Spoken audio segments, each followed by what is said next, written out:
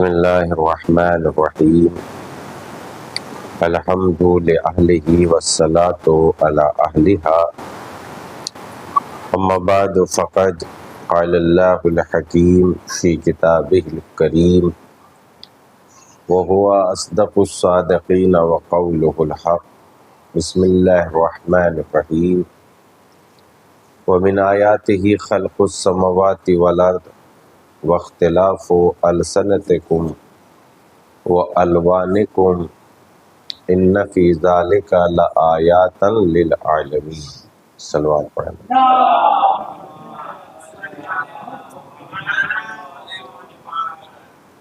نہج البلاغہ کی عظمتیں دنیا کے سامنے ہیں، اور دنیا کی پڑھی لکھی تاریخ میں کوئی بھی پڑھا لکھا انسان ایسا نہیں ہے جس نے نہج البلاغہ کی عظمت کا اقرار نہ کیا۔ چونکہ ظاہر سی بات ہے، کسی بھی چیز کو جو ماہر انسان سمجھتا ہے وہ غیر ماہر نہیں سمجھتا۔ باریکیاں جو اس فن کا ماہر ہوتا ہے، باریکیوں کو وہی سمجھتا ہے، اور ہر کس و ناکس کے بس کی بات نہیں ہے کہ وہ باریکیوں کو سمجھ سکے۔ اور سمجھنے والوں نے نہج البلاغہ کے متعلق آخر میں بس اتنا کہہ کے بات کو تمام کر دیا: تحت کلام الخالق فوق کلام المخلوق۔ خالق کے کلام کے نیچے اور مخلوق کے کلام سے بلند ہے نہج البلاغہ۔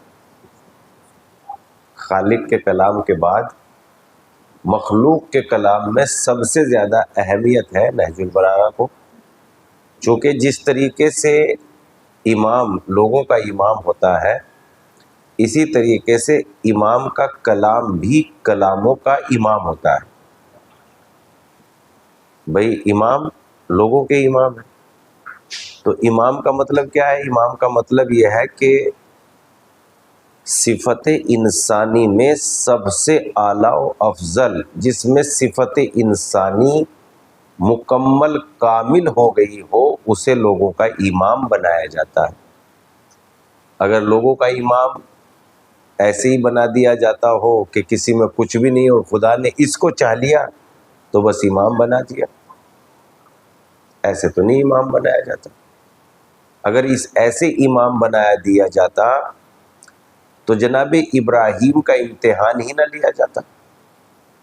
اگر ایسے ہی امام بنا دیا جاتا تو جناب ابراہیم کا امتحان کیوں لیا جاتا؟ اور جب امتحان میں جناب ابراہیم ثابت قدم رہے تو تب کہا قرآن مجید میں انی جاعلک للناس اماما، اب ہم نے تمہیں لوگوں کا امام قرار دیا۔ یعنی اس کا مطلب یہ کہ نبی ضرور پہلے تھے مگر امام پہلے نہیں تھے، امتحانات دینے کے بعد امام بنے۔ امام وہی ہوتا ہے جس میں ہر انسانی صفت سب سے زیادہ کامل ہو، یعنی یہاں تک کہ وہ اتنا مہربان ہو، اتنا مہربان ہو، اتنا کریم ہو، اتنا سخی ہو کہ خود روزوں پہ روزہ رکھ سکتا ہو مگر کسی سائل کو اپنے گھر سے خالی ہاتھ نہیں بھیج سکتا۔ لیکن اگر کوئی ایسا امام ہے جو اپنے پیٹ کو تو بھرے جا رہا ہے اور عوام کی اسے پرواہ نہیں ہے، تو وہ لوگوں کا بنایا ہوا امام ہو سکتا ہے، خدا کا بنایا ہوا امام نہیں ہو سکتا۔ تو جس طریقے سے لوگوں کا امام جسے خدا نے بنایا ہے وہ سب سے افضل ہوتا ہے، تو اسی طریقے سے امام کا کلام بھی کلاموں کا امام ہوتا ہے، یعنی کلاموں میں سب سے بہترین کلام، گفتگو میں سب سے بہترین گفتگو۔ تو اسی اعتبار سے نہج البلاغہ امیر المومنین علی بن ابی طالب علیہ الصلوۃ والسلام کا، جن کی فضیلتوں کے سلسلے میں بس زبان ہی نہیں ہے جو بیان کیا جا سکے جب پیغمبر نے کہہ دیا ہو کہ کوئی فضیلت میرے بعد علی اس کائنات میں سب سے افضل ترین انسان ہے. یہ پیغمبر نے فرمایا خطبے میں، خطبہ غدیر میں پیغمبر اسلام نے یہ فرمایا کہ میرے بعد کائنات میں سب سے افضل ترین مرد ہو کہ عورت، جو بھی انسان ہو، قیامت تک جو انسان پیدا ہوتے رہیں گے ان سب میں افضل ترین میرے بعد علی کی ذات ہے.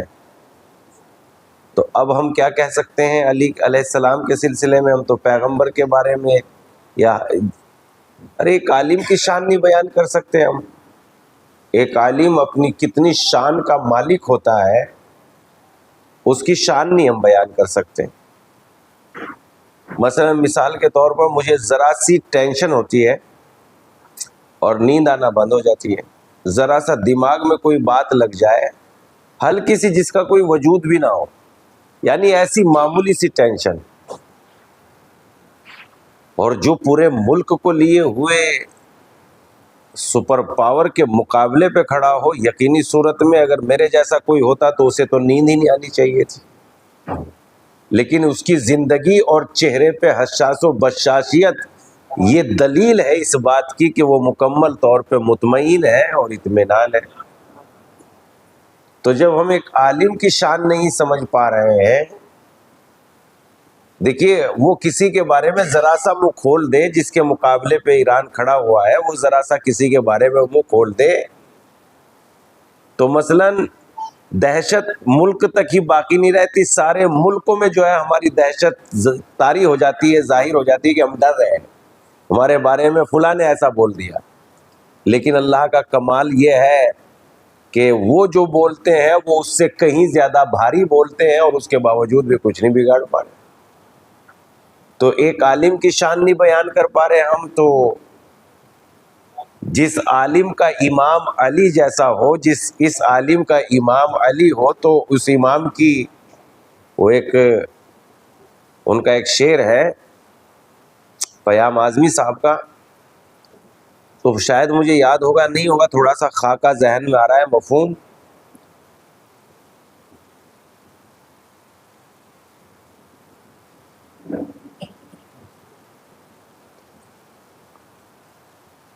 عالم کی جلالت ایسی ہے آقا کی ہیبت کیا ہوگی. خمینی صاحب کے لیے انہوں نے لکھا تھا یہ کہ جب ایک ان کے خادم، ان کے غلام کی ہیبت اتنی ہے تو جس آقا کا یہ غلام ہے یہ عالم، اس آقا کی ہیبت کیا ہوگی، اس کی عظمت کیا ہوگی. جب غلام کی عظمت اتنی ہے، جب خادم کی عظمت اتنی ہے کہ تو اس کے آقا کی عظمت کیا ہوگی. اور ظاہر سی بات ہے خمینی صاحب کو تو واقعاً کوئی لگنا تو بہت بڑی بات ہے، ان کی آنکھوں میں دیکھنا مشکل ہو جایا کرتا تھا. جو ان سے پڑھے ہیں ہمارے استاد اساتذہ وہ بتاتے ہیں کہ روب و جلال کے عالم میں معرفت پروردگار کو دیکھتے ہوئے ان کی آنکھوں میں اتنا روب و جلال تھا کہ کوئی ان کی آنکھوں سے آنکھیں ملانے کی تاب نہیں رکھتا تھا.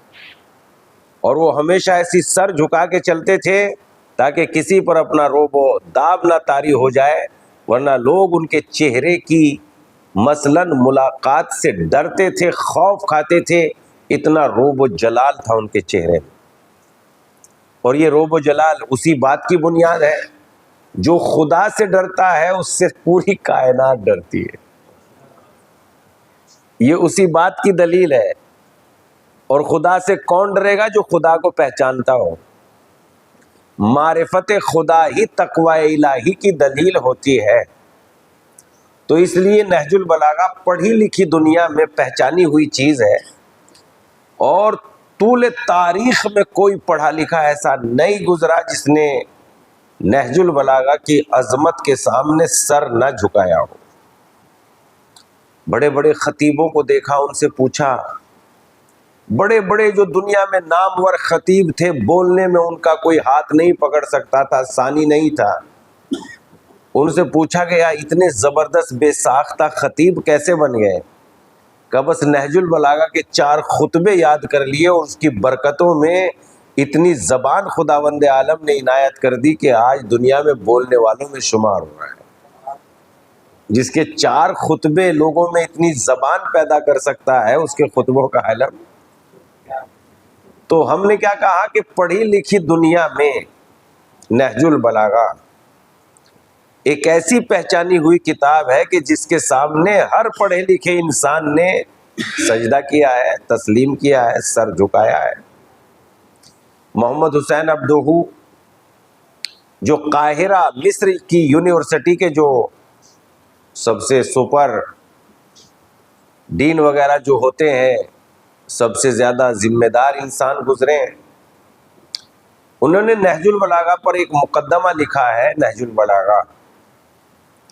اور اس میں وہ تحریر کرتے ہیں کہ جب میں نہج البلاغہ کی دہلیز پر دروازے پہ پہنچتا ہوں تو نہج البلاغہ کو ہر انداز میں پاتا ہوں. کبھی پڑھتے پڑھتے ایسا لگتا ہے کہ جیسے یہ ایک عبادت گزار انسان کی کتاب ہے جو راتوں کو اٹھ کے سجدہ خدا میں سجدے میں سر رکھ دیتا ہے اور اسے عبادت سے علاوہ کوئی سروکار نہیں ہے. پھر جب اس سے آگے نہج البلاغہ کے ورق پلٹتا ہوں تو پھر جب پڑھتا ہوں تو ایسا لگتا ہے کہ جیسے یہ ایک رزم و بزم اور شجاعت کے شہسوار اور ماہر جنگ کی ایک کتاب ہے جسے شجاعت کے علاوہ کچھ اور نہیں آتا. پھر جب نہج البلاغہ سے اور آگے بڑھتا ہوں، 2-4 ورق اور پلٹتا ہوں تو تب پتہ چلتا ہے یہ ایک ایسے تاریک الدنیا اور ایک ایسے زاہد کی کتاب ہے جس میں زہد کے علاوہ کچھ نہیں ہے. لیکن جب اور آگے بڑھتا ہوں تو پتہ چلتا ہے یہ ایک ایسے عالم اور ایک ایسے دانا کی باتیں ہیں جسے گویا ساری کائنات کا علم جس کے سینے میں اونڈیل دیا ہو. یعنی گویا نہج البلاغہ ایک ایسی کتاب ہے جس میں کسی ایک مزاج کی بات نہیں چلتی، بلکہ علی اس ذات کا نام ہے جس میں انسان کی ساری صفتیں منزل کمال کے طور پر جمع ہو گئی ہو. جب وہ عبادت میں سر رکھ دیتے ہیں تو تیر ان کے قدموں سے نکال لیا جائے پتہ نہیں چلتا. میدان میں اتر جاتے ہیں تو بڑے بڑے شہسوار راستہ چھوڑ کے چلے جاتے ہیں، گویا ہر میدان میں علی علی ہیں.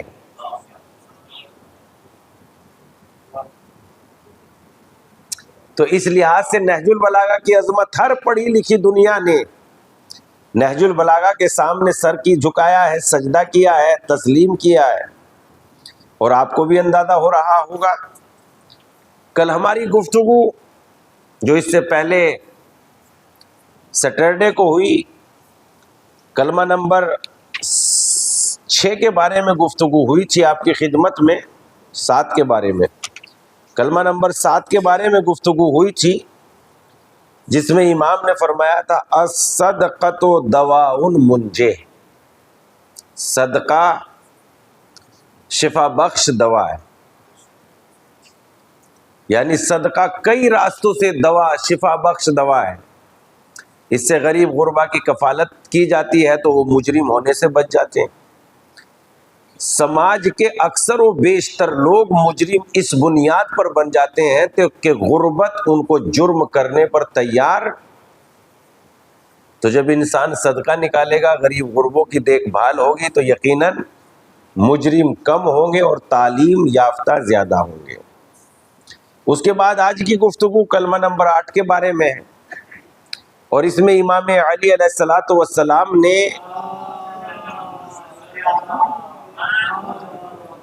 انسانی کئی صفات کی طرف توجہ دلائی ہے کہ انسانی صفات، چونکہ انسانی صفات انسان کو اللہ نے جو نعمتیں دی ہیں، جو برکتیں دی ہیں، اگر انسان اپنے چاروں طرف ان نعمتوں کے بارے میں غور کرے جو اللہ نے بغیر مانگے انسان کو دی ہیں، تو انسان کا ذہن 1000 گنا زیادہ تیز کام کرے گا اگر ان نعمتوں کے بارے میں غور کرے جو بغیر مانگے ملی ہیں، 1000 گنا.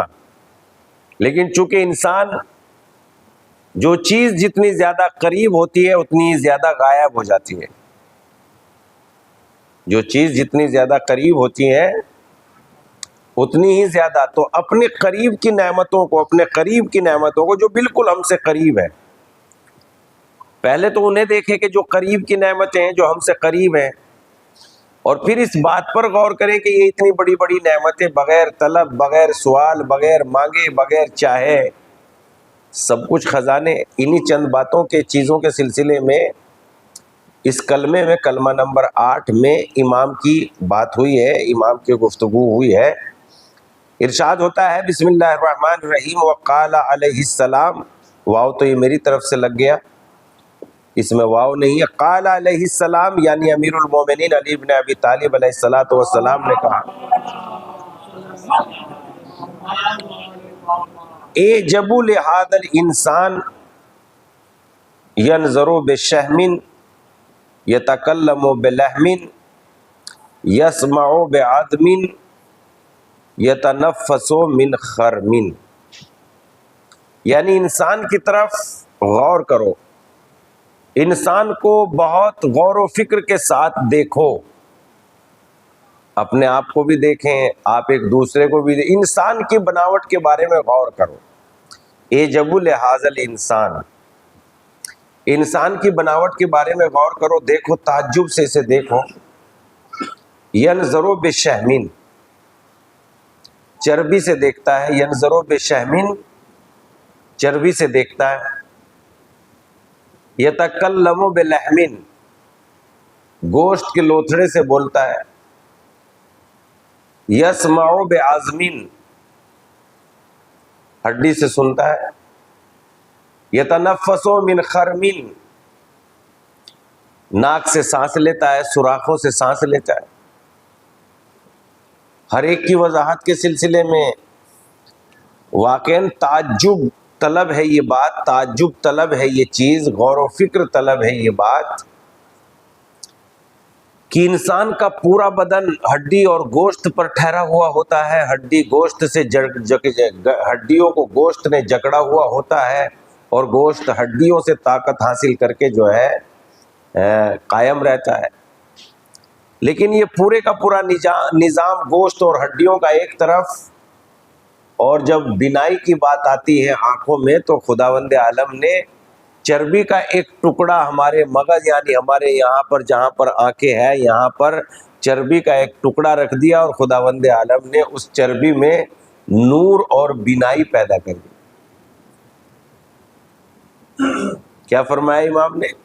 ینظر بشہم، ینظر بشہم، انسان جو ہے چربی سے دیکھتا ہے، چربی سے دیکھتا ہے، اور پھر جہاں جہاں پر جس طرح کے خون کی ضرورت ہوتی ہے، ویسا ویسا خون ہمارے جسم میں وہیں پر پہنچتا ہے۔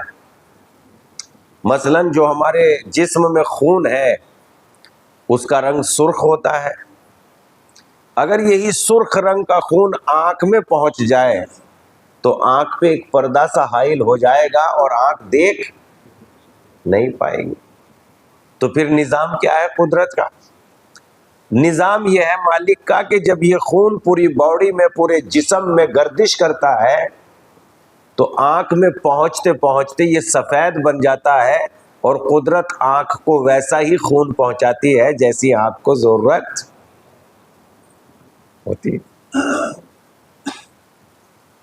تعجب کی بات نہیں ہے، انسان آنکھ میں جو ہے، پھر اس کے بعد اگر انسان غور کرے، آنکھ میں ایک پردہ نہیں ہے، 7 پردے ہیں، اور آنکھ کی ہر طرف کی روشنی اور ہر طرف کی بینائی 3 ڈگری ہے، ہر طرف کی بینائی۔ آنکھ میں جو ہے خداوند عالم نے ایسی صلاحیتیں پیدا کی ہیں کہ ہم تو سب سوتے ہی ہیں، اور کبھی کبھی جب اٹھتے ہیں تو لائٹ پہلے جل جاتی ہے اور ہم بعد میں اٹھتے ہیں، تو جب سو کے ہم اٹھتے ہیں اور لائٹ جلی ہوئی ہوتی ہے تو ہماری آنکھیں جو ہے چھوٹی ہو جاتی ہے، خود بخود چھوٹی ہو جاتی ہے کہ نہیں ہو جاتی؟ تاکہ فوری طور پر روشنی کا غلط اثر آنکھوں پر نہ پڑ جائے، آنکھ اپنے آپ کو سمیٹ بھی لیتی ہے اور آپ اپنے آنکھ کو پھیلا بھی لیتی ہے۔ پھر اس کے بعد جو ہے کبھی کبھی ایسا ہوتا ہے کہ لائٹ نہیں ہوتی اور اندھیرے میں ہمیں کوئی چیز ڈھونڈنی پڑ جاتی ہے، تو ویسے ہی ہماری آنکھ پھیلتی چلی جاتی ہے اور زیادہ دیکھنے کی کوشش کرتی ہے.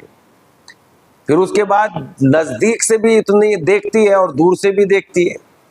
پھر اسی طریقے سے مثلاً ہر ایک سیکنڈ کے بعد ہزاروں تصویریں بدلنے کی، ہزاروں مرتبہ ریل بدلنے کی یہ طاقت رکھتی ہے. مثلاً ہم دیکھتے ہیں کہ ہر کسی کی شکل و صورت، یہاں جتنے آدمی بیٹھے ہیں یہ بھی میری آنکھوں میں طاقت ہے کہ میں انہیں دیکھ رہا ہوں. اگر 10-20 لوگ مثلاً 10-20 قدم دور پہ ہوں تو وہ بھی ہر فوراً سیکنڈ پہ. اچھا اس کے بعد جو ہے دونوں طریقے کی یہ بلیک اینڈ وائٹ اور کلر فوٹو لینے کے لیے آمادہ و تیار رہتی ہے. پھر اس کے بعد جو ہے ہزاروں 60-70 سال کی بینائی اس میں محفوظ ہو جاتی ہے. پھر اس کے بعد آنکھ کی سب سے بڑی صلاحیت یہ ہے کہ دنیاوی یہ کیمرہ تصویروں کو چھوٹا دکھاتا ہے، چھوٹا کر دیتا ہے اور ان کو اپنے اندر چھوٹے آکار میں لے لیتا ہے. مگر آنکھ جو دکھاتی ہے جتنا بڑا وہ ہوتا ہے اتنا ہی بڑا دکھاتی ہے. اور اس کے بعد جو ہے اگر ہم اس کو ذہن میں بھی اللہ نے ایسی ہی صورت رکھی ہے، مثلاً ہزاروں تصویریں ہمارے ذہن کی پرتوں پر موجود ہوگی مگر اس کے باوجود بھی کہیں کوئی بات دقت کے لیے نہیں آتی. مثلا نہ جانے یہاں پر کتنے لوگوں نے مثلا 20 سال پہلے روزہ امیر المومنین کی زیارت کی ہوگی اور ابھی میں نے نام لیا روزہ امیر المومنین اور فوراً ان کے ذہن میں وہی تصویر گھومنے لگی ہوگی جو آج سے انہوں نے 20 سال پہلے دیکھی تھی. تو اس کا مطلب یہ ہے کہ اللہ نے کیسی نعمت دی ہے انسان کو، آنکھ کی کیسی نعمتیں دی ہیں. اور پھر اس کے بعد اللہ نے قرآن مجید میں آنکھ کی صفت بھی بیان کی ہے. آنکھ کی نعمت کے طور پر اللہ نے بیان کیا ہے انسان ہم نے تجھے 2 آنکھیں نہیں دی یعنی تاکہ دیکھ لے اور دیکھ کے عبرتیں حاصل کر سکے. تو اللہ نے انسان کو کتنی بڑی نعمتیں دی ہیں. ینظروا بشہم، انسان چربی سے دیکھتا ہے. اگر ایک آنکھ کے ہی بارے میں انسان غور کر لے، آنکھ کے بارے میں، تو انسان کی معرفت اتنی بڑی ہو جائے گی کہ پھر کبھی سجدے سے دوری اختیار اگر فقط آنکھ کی معرفت ہو جائے. مگر چونکہ جو چیز ہمارے پاس آس پاس زیادہ رہتی ہے جتنی وہ نزدیک ہوتی ہے اتنی ہی زیادہ غائب ہو جاتی ہے. نزدیک ہونے کے بنیاد پر بھی غائب کا سبب بنتی ہے. خدا چونکہ ہم سے بہت نزدیک ہے اسی لیے غائب ہے. میں نحن اقرب من حبل الورید، میں تو تمہاری شاہ رگ سے بھی زیادہ. یہ بات امام حسین علیہ السلام نے بھی دعائے عرفہ میں ارشاد فرمائی، پروردگارا اندھی ہو جائے وہ آنکھ جو تیرے علاوہ کسی غیر کو دیکھتی ہو، اس لیے کہ دنیا میں سب غائب ہے. اگر ظاہر ہے تو تیری ذات ظاہر ہے، سب غائب ہے. میں یہاں موجود ہوں، گھر پہ نہیں ہوں. آپ یہاں موجود ہیں، گھر پہ نہیں ہیں. جو مسجد میں موجود ہے وہ اس جگہ پہ موجود نہیں ہے. تو ہم زیادہ حاضر ہیں کہ غائب ہیں؟ تو غائب ہی غائب ہے، کہاں حاضر ہے؟ ابھی آپ کے پاس ایک دکان ہے، ایک گھر ہے، ایک گاڑی ہے، ایک بنگلو ہے، ایک کارخانہ ہے، آپ کہیں بھی نہیں ہو، اس ٹائم میرے سامنے بیٹھے ہو.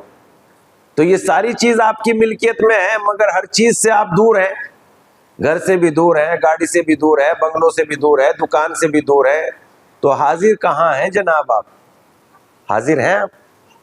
لیکن کیا خداوند عالم بھی ایسا ہی مالک ہے کہ کہیں ہوتا ہے تو کہیں سے غائب ہو جاتا ہے اور کہیں اور ہوتا ہے تو وہاں سے بھی غائب ہو جاتا ہے؟ نہیں، وہ تو ایسا مالک ہے کہ ہر جگہ موجود ہے. تو پھر زیادہ غائب وہ زیادہ غائب ہے کہ ہم زیادہ غائب ہیں؟ غائب تو ہم ہیں، وہ کہاں غائب ہے؟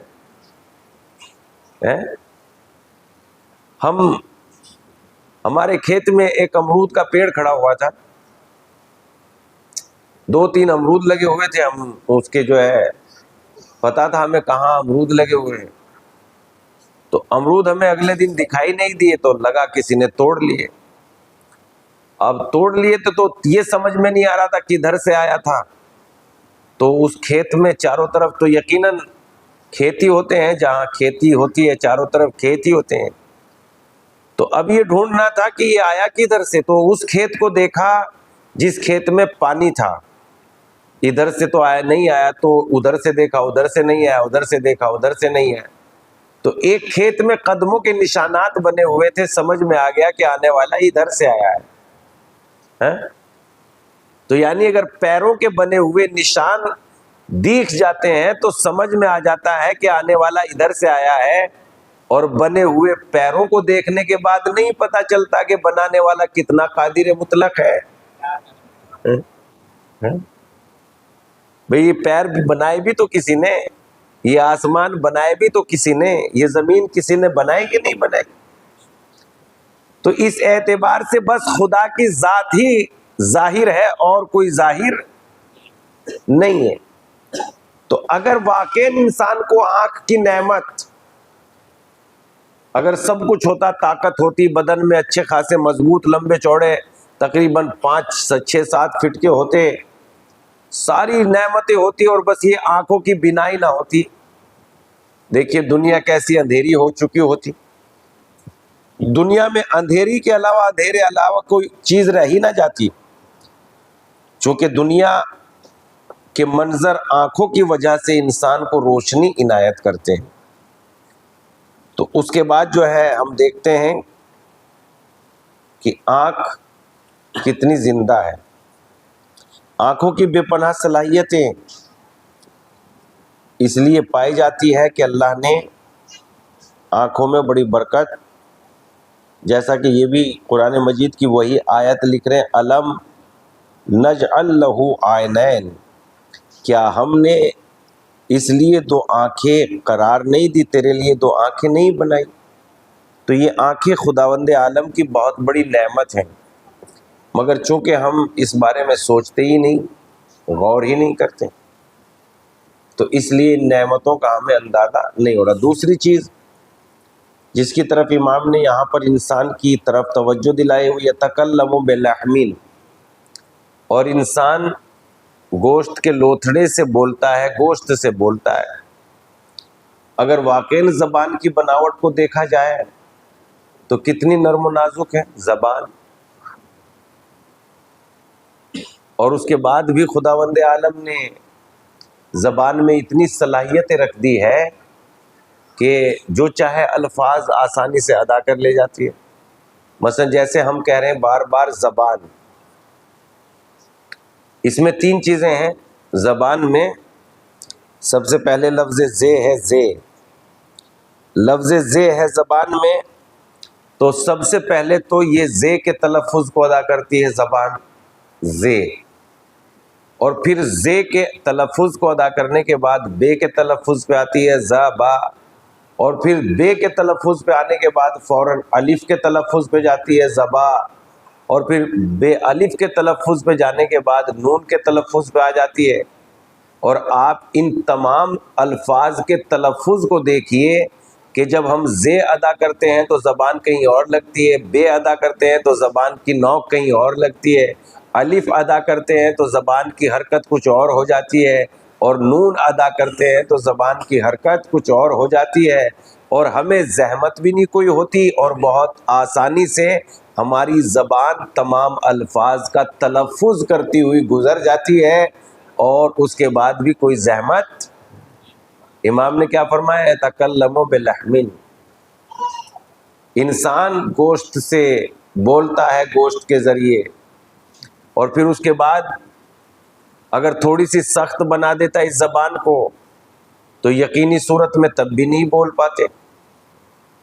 ہزاروں قسم کی نعمتیں ہیں جو میں نے دیکھا، اس کا اظہار زبان ہی کے تو ذریعے ہوگا۔ مجلس زبان کے ذریعے پڑھ رہا ہوں، قرآن کی تلاوت زبان کے ذریعے کر رہا ہوں، نماز جو اسلام کی سب سے بڑی عبادت ہے زبان کے ذریعے کر رہا ہوں۔ تو میں نے کیا کہا کہ حضرت علی علیہ السلام نے اس نہج البلاغہ کے اس کلمہ نمبر 8 میں جو انسان کو جو نعمتیں اللہ نے بغیر مانگے عنایت کی ہے کہ اگر انسان انہی پر غور کر لے تو اللہ کا بے پناہ شکر گزار بندہ بن جائے۔ آپ دیکھیے زبان کی کیسی کیسی نعمتیں خدا نے دی ہے۔ زبان کے سلسلے میں بے پناہ اللہ نے نعمتیں اور یہ ساری برکتیں جو عطا کی ہیں، جب ہم بولتے ہیں زبان بہت تیزی کے ساتھ اپنے حرکت میں رہتی ہے اور الفاظ کو اس طریقے سے جوڑتی چلی جاتی ہے کہ بامانی لفظوں کو جوڑ کے ایک پورا سینٹینس بناتی ہے، ایک پورا جملہ بناتی ہے اور بولتی چلی جاتی ہے، اور اس کے بعد جو ہے آپ سمجھتے چلے جاتے ہیں۔ اگر یہ زبان نہ ہوتی جو اللہ نے امام علی نے نعمت خدا کے طور پر پیش کی ہے، تو جو آپ کے سینے میں علم تھا وہ آپ ہی کے پاس رہ جاتا، جو میرے سینے میں تھا وہ میرے ہی پاس رہ جاتا۔ علم کے منتقل کرنے کا ذریعہ بھی زبان ہی ہے۔ چونکہ نعمتیں ہمارے پاس بہت زیادہ قریب ہیں، اس لیے ہم ان کی عظمتوں کو سمجھ نہیں پاتے۔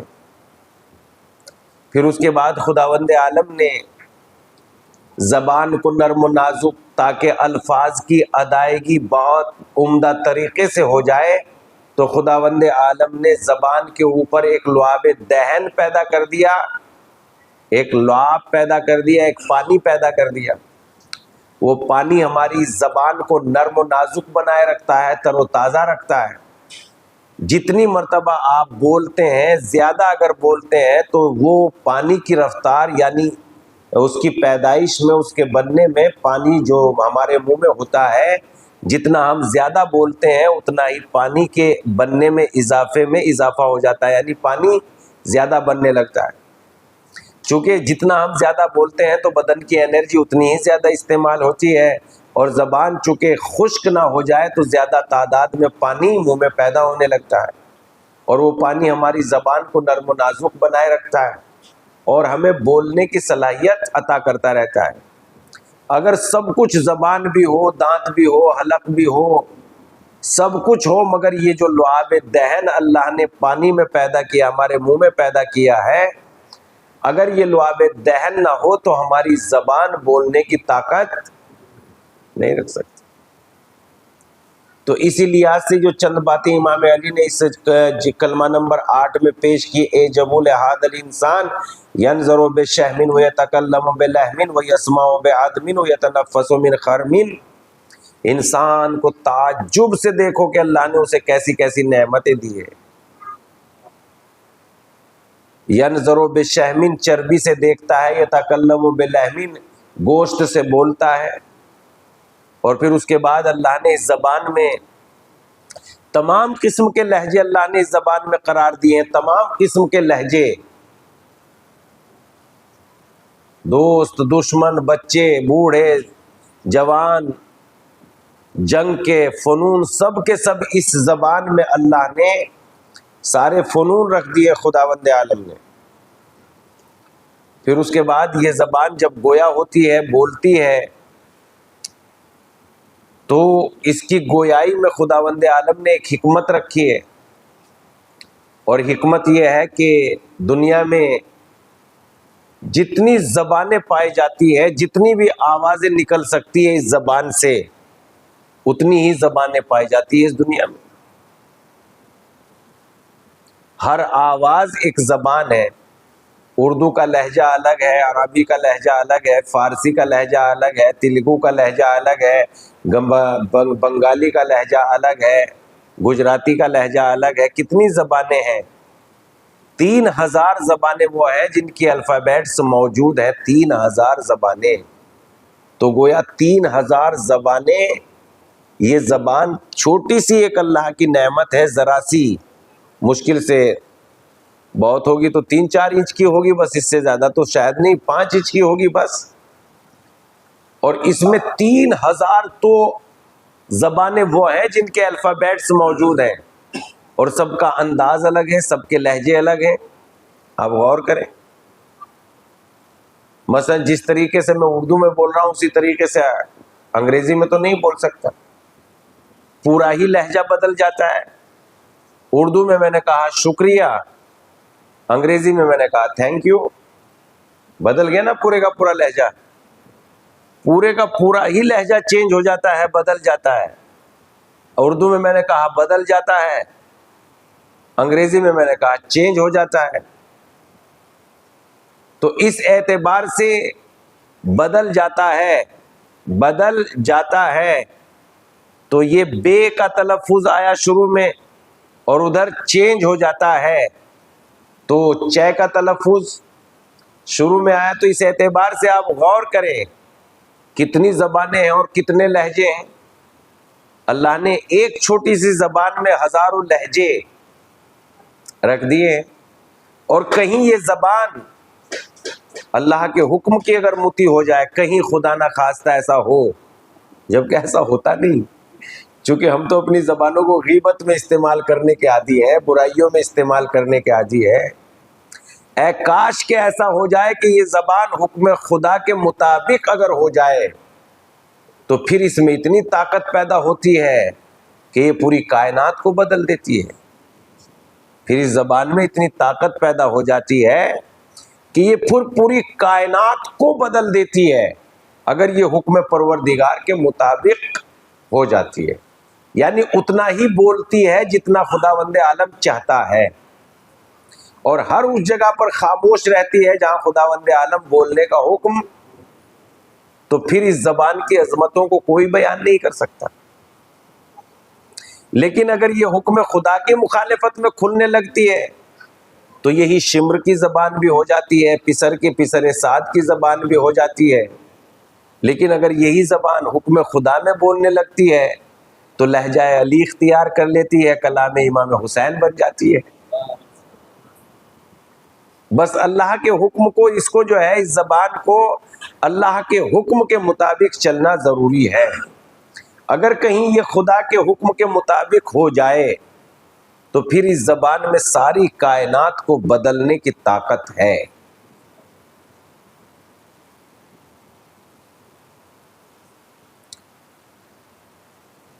کچھ حضرات جو ہے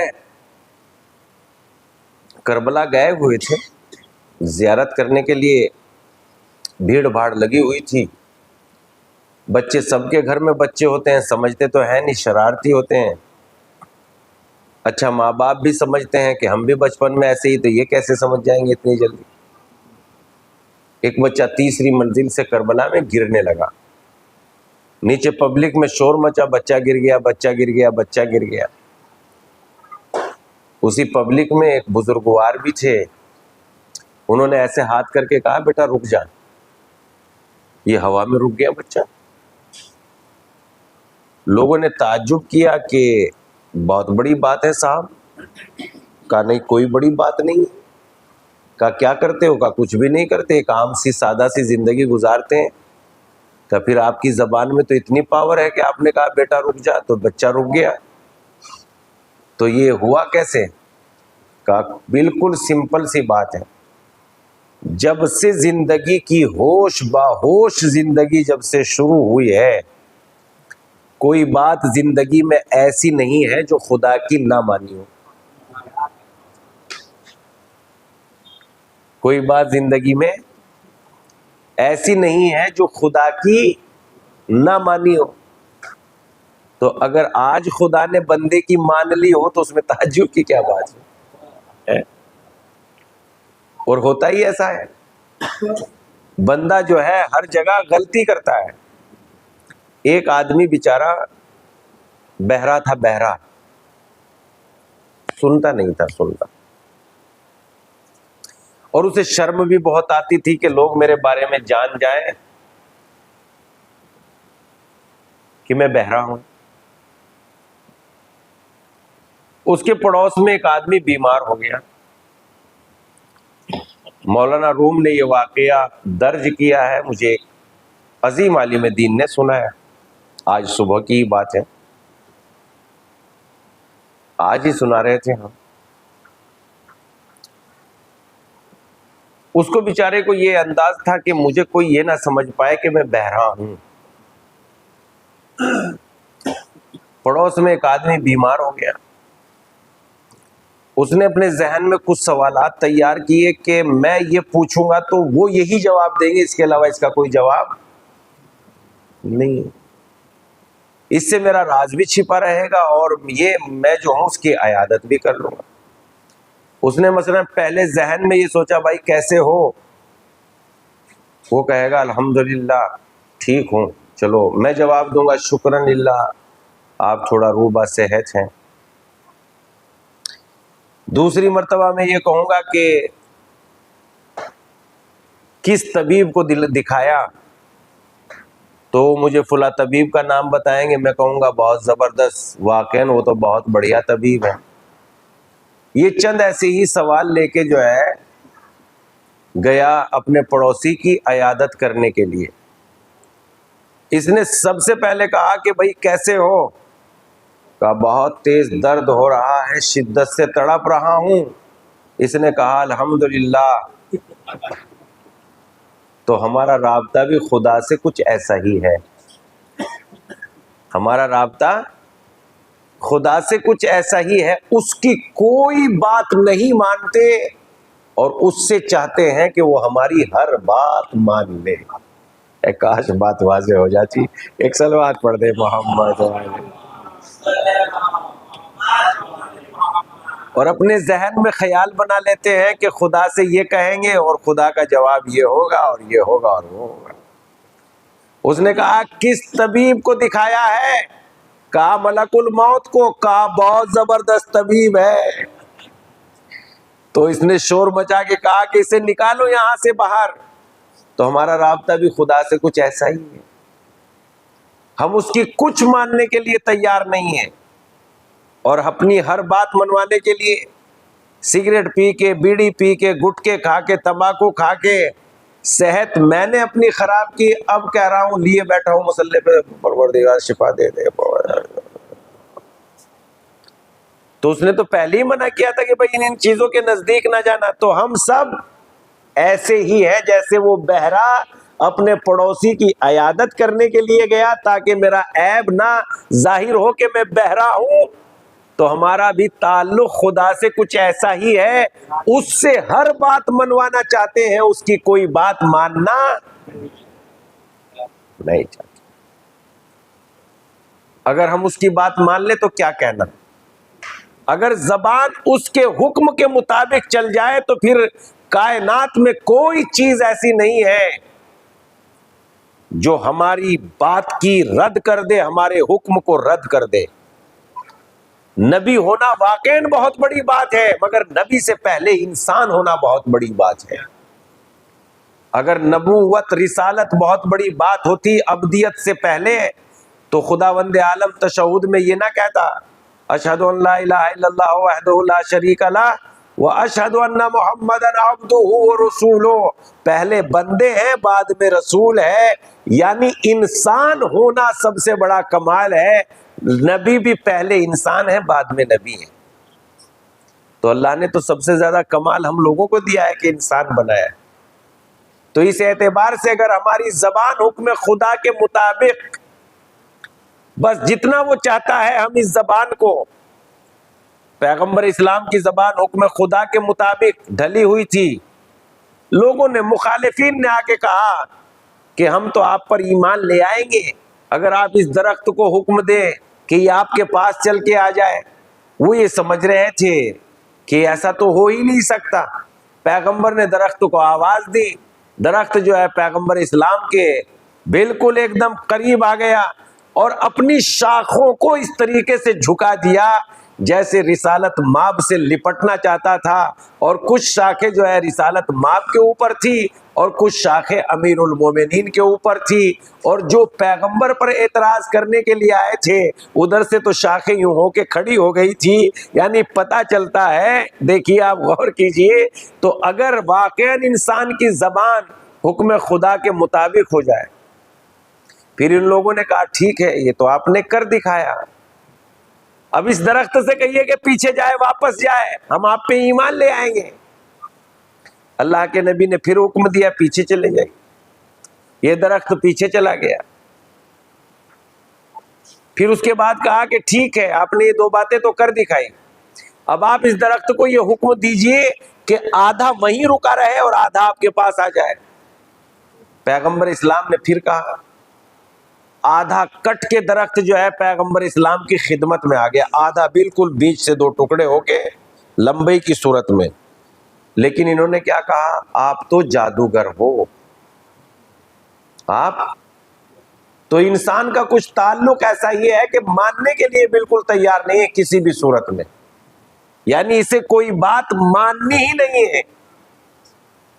تو اس لیے اپنے رابطے کو، اپنی نعمتوں کو جو اللہ نے دی ہے، امام نے جو یہ نعمتیں پیش کی ہے، اعجب لہذا الانسان ینظر بشہم ویتکلم بلحم ویسمع بعظم ویتنفس من خرم.